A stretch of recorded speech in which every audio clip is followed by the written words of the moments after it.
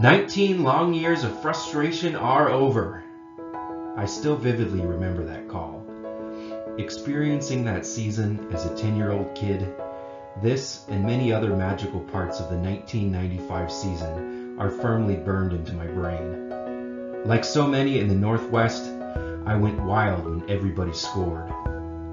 Felt pains in parts of my guts I never knew existed when the New York series got off to a bad start. Leapt in the air after the double, and cried when our second baseman cried. I don't know exactly how the magic happened that year in Seattle, but I do know that it was bigger than any and all of us. Here's me, 2 years later, summer of 1997. I'm holding my baby cousin during a family get-together. I think I wore that Nike swingman hat the entirety of my 12-year-old self. I was, to put it mildly, obsessed with baseball. I memorized a bunch of stats, knew the starting lineups by heart, and was about to fire up my parents' shiny new 266 MHz Pentium 2 PC to create a fan website, a labor of love through my awkward preteen and early teenage years. Now let's fast forward a bit. 16 years to be exact. Here I am again in early 2014, holding another baby, this time my firstborn son. When this picture was taken, it had been 13 years since we had been to the playoffs. Pretty bad, but not historically terrible yet. To put it in perspective, this kid is now over 7 years old, and somehow it has now been over 19 long years of frustration all over again. How did it happen? There have been people who have done a far better job than I ever could in telling that story. In particular, I highly recommend the award-winning Secret Base series, The History of Baseball in Seattle, for the nuts and bolts. But the nuts and bolts aren't what this is about. This is about a goofy realization I recently had about that fan website I mentioned I made way back in the late 90s. So sit back, grab some Cracker Jacks, and let's see if we can discover how to end a historically terrible playoff drought, one wacky effort at a time. Because honestly, at this point, anything is worth a try.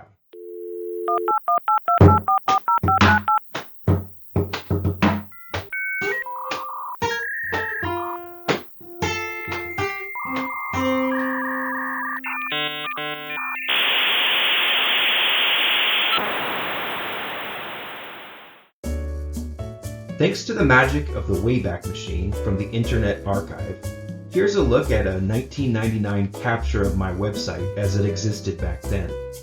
I think I had just gotten Microsoft Front Page for Christmas that year, and couldn't wait to add the groundbreaking feature of frames that I was jealous other websites had. Of course, in a nod to the Wild West nature of the internet back then, as a good internet citizen, I was sure to include instructions for visitors who didn't have the latest in browser technology. Other classic late 90s features abounded. There was a greeting card feature and that blue extreme tracking icon at the bottom, so I could keep track of how many people had visited and where they had visited from. Here's another look at the site once you entered. I was doing my best to keep up with the latest action. Clearly, at this time, the realization that we would not be able to keep both our current shortstop or center fielder was all the buzz. You might note the guest book and fan forum links on the left. There are some gems in there. Here is the real reason Junior wanted out. The right field porch was just too far if he was ever going to get close to Aaron's record. So why not go where Daddy is? If family was the issue, his wife was from Seattle and his children were enrolled in school there. Bottom line, short porches all over the National League. Here is one for you. Junior complained about the dome and the turf. Cincy grass, I think not. Personally, I'm glad he is gone, the little whine baby. Thanks, Kelly. I am so happy that Woody Woodward is gone and that the new owner will get a desk that doesn't have Woody Woodward's leg marks to remind him how decisions were made. Thanks, Ray. I predict the Mariners will have a better record in 2000 than they did last year.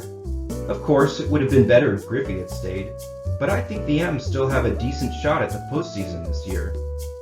E.G. Lee, that's actually a great analysis. I'd be very curious about your take on recent times. I'm a huge Reds fan and am so happy, but I bet the mood sucks in Seattle. How'd that work out for you, Jason? Well, that's some interesting nostalgia, you might be saying to yourself, but what's this goofy realization? Okay, I'm getting there. Here's the site from late August 2001. The Wayback Machine didn't archive the images, but my design was getting a little better. We were sitting pretty at 89 wins and 35 losses. Everything was going the right way that year. We hosted the All-Star Game, had 8 representatives in it. I even got to attend some of the festivities and got interviewed by a TV anchor while pretending that my name was Pete and I was from Alaska. Why? Why not when you're 16, I guess? There's an old VHS tape of that somewhere. I might have to dig that out at some point. Anyways, here's a capture of the site at season's end in 2001. A couple bits here really show my state of mind about baseball and life. This one in particular. That image was a waving American flag, I think. You'll remember that this happened near the end of the regular season, and it really shook me up. In fact, I shudder to admit this, but when we lost to New York that year in the playoffs, our last year in the playoffs, I secretly didn't mind after all their city had gone through. But then, when Arizona beat them in the Fall Classic, I didn't know what to think anymore. That season's end was the last update I ever made to my website. There's an early June 2002 snapshot of the site as it was with no updates, but then it goes dead in July of that year. Other things had captured my imagination, mostly playing in high school garage bands and thinking about college. But here we are, more than 19 years later, and not a playoff appearance has happened since. Is it a coincidence? Of course it is, but I find it to be a funny one. So where do we go from here? That's what I want to cover as we kick off this new season. But before I do, I'd like to point something out. Sharp ears may have noticed that during this short video, I've never used this team's name, nor the names of any players except when quoting someone. And sharp eyes might have noticed some quasi-legal language on my site through the years. Isaac's Seattle website is in no way affiliated with the Seattle Baseball Club. I am just a fan. Also, contrary to popular belief, I am not, and to my knowledge, have never been any of the following players. So don't write me any fan mail. I'm not that cool. Pictures needed.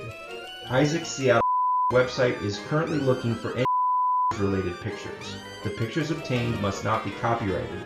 That is, usually taken by another photographer and then used without his or her permission. If you have legal, non-copyrighted pictures of anything related and you would like to help by donating them, please send me an email. There's a funny story about this, and it's also part of the reason I stopped the endeavor. That's what we'll cover next time.